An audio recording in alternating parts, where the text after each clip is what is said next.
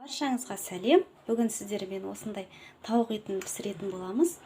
Алдымызда жаңа жыл келе жатыр. Жаңа жылға дайындасаңыз да, немесе өзіңіздің үйдегі күнделікті тамаққа, немесе праздничный столға дайындасаңыз да болады. Айналасындағы картоппен бірге өте дәмді, күшті үйлеседі.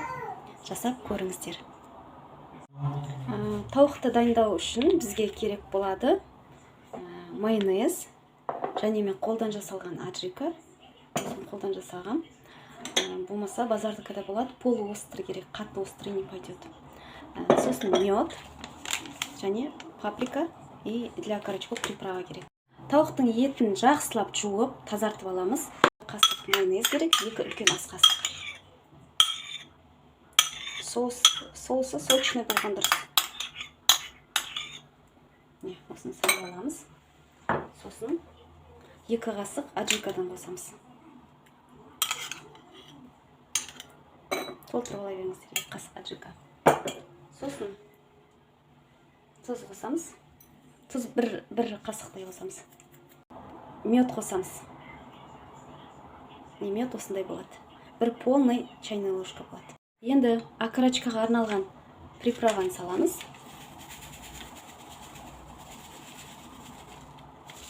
Приправасын көп жасасаңыз болады.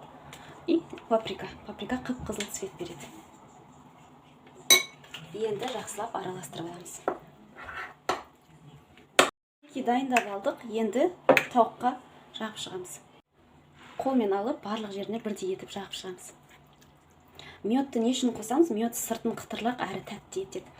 Қып-қызыл болып тұрады ол, қытырлақ сондай болып тұрады. Барлық жеріне аяғай жағып шығамыз. Біркелкі. Тауығымызды полностью маринаттап алдық. Мынау чашка қызыл болғаннан кейін қызыл көрінбей тұр, негізі қып-қызыл болып тұр. Енді бұны демалдыруға алып қоямыз. Жарты сағат, 1 сағатқа. Пока тауығымыз маринатталғанша біз картошканы дайындап аламыз. Ол үшін картошканы тазалап, осылай жуып аламыз. Кескен кезде де осылай крупный қылып кесеміз. Қалағандарыңызша кескен кезде. Және для картошки деген, для картофеля нені аламыз, приправа. Духовкада дәмі күшті шығарады. Көбірек себе береміз. Енді үстіне кішкене тұз қосамыз. Және май, кішкене май себеміз. 3-4 қасық жетеді. На глаз істейм көбісін. Вот осылай болады.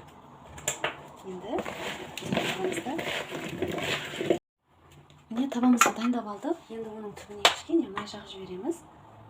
Не обязательно, но мен всегда делаю, потому что майлы болып тұрғанда жақсы көремін тамақтың.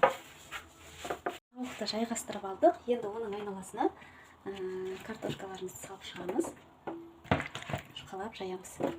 Бір жерге иіліп қалмау керек. Біркелкі етіп пісу үшін. Цветтері қалай тамаша.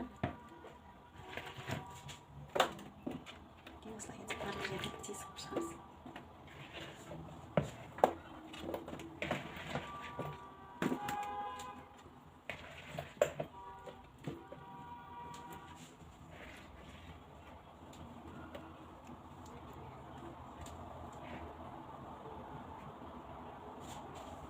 Осылай болды.